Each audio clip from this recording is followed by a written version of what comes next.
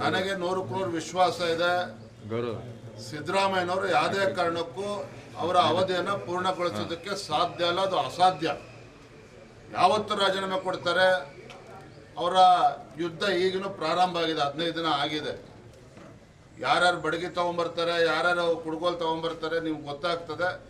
ಇವರ ಬೀದಿ ರಂಪ ಇವತ್ತೇನಾಗಿದೆ, ಮುಖ್ಯಮಂತ್ರಿ ಸ್ಥಾನವನ್ನು ಅವ್ರು ಇಳಿಸ್ಬೇಕು ಅಂತೇಳಿ, ನಾನು ಇಳಿಯೋದಿಲ್ಲ ಅಂತೇಳಿ ಸಿದ್ದರಾಮಯ್ಯನವರು, DK ಶಿವಕುಮಾರ್ ತಾವು ಆಗಬೇಕು ಅಂತಕ್ಕಂಥ ಏನು ಹೋರಾಟ ಪ್ರಾರಂಭ ಆಗಿದೆ. ಯಾವ ತಿರುವನ್ನು ಪಡೆದುಕೊಳ್ತದೆ ಕಾದ್ ನೋಡಿ. ಸರ್ಕಾರ ಇರುತ್ತೋ ಇಲ್ವೋ?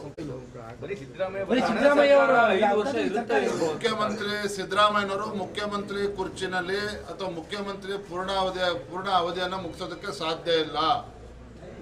ಯಾವ ಕ್ಷಣದಲ್ಲಿ ಬೇಕಾದರೂ ಕೂಡ ಮುಖ್ಯಮಂತ್ರಿ ಸಿದ್ದರಾಮಯ್ಯನವರು ರಾಜೀನಾಮೆ ಕೊಡಲೇಬೇಕಾಗ್ತದೆ, ಕೊಟ್ಟೇ ಕೊಡ್ತಾರೆ. ಸರ್, ಈಗ ಜಾತಿ ಗಣತಿ ವಿಚಾರ ಕೂಡ ಮುನ್ನೆಲೆಗೆ ಬರ್ತಾ ಇದೆ.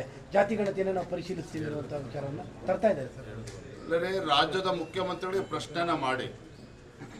ಹಿಂದೆ ಅವರು ಮುಖ್ಯಮಂತ್ರಿಗಳಿದ್ದಾಗ, ಕಾಂಗ್ರೆಸ್ ಸರ್ಕಾರ ಇದ್ದಾಗ 2016ರಲ್ಲೇ ಜಾತಿ ಗಣತಿ ಅವಸರವಾಗಿ ವರದಿಯನ್ನು ತಯಾರು ಮಾಡಿಸಿದ್ರು. 2016 ವರದಿ ಬಂದ ನಂತರದಲ್ಲೂ ಕೂಡ ಕಾಂಗ್ರೆಸ್ ಸರ್ಕಾರನೇ ಇತ್ತು, ಸಿದ್ದರಾಮಯ್ಯನವರ ಮುಖ್ಯಮಂತ್ರಿಗಳಿದ್ದರು. ಯಾಕೆ ಅದನ್ನು ಅನುಷ್ಠಾನ ಮಾಡೋದಕ್ಕೆ ಸಾಧ್ಯ ಆಗಲಿಲ್ಲ?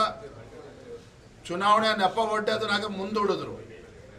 ಈಗ ಮತ್ತೆ ಅವರ ಕುರ್ಚಿ ಅಳ್ಳಾಡಬೇಕಾದ್ರೆ ಮತ್ತೆ ಜಾತಿ ಜನಗಣತಿ ವಿಚಾರವನ್ನು ಮತ್ತೆ ಮುನ್ನೆಲೆಗೆ ತರ್ತಾ ಇದ್ದಾರೆ. ಇವರು ಯಾವುದೇ ಕಾರಣಕ್ಕೂ ಅದನ್ನು ಇಂಪ್ಲಿಮೆಂಟ್ ಮಾಡೋದಕ್ಕೆ ಸಾಧ್ಯ ಇಲ್ಲ. It's a unscientific report. ಇವತ್ತು ಬೇರೆ ಬೇರೆ ಸಮಾಜವೂ ಕೂಡ ಇದನ್ನು ವಿರೋಧ ಮಾಡಿದೆ.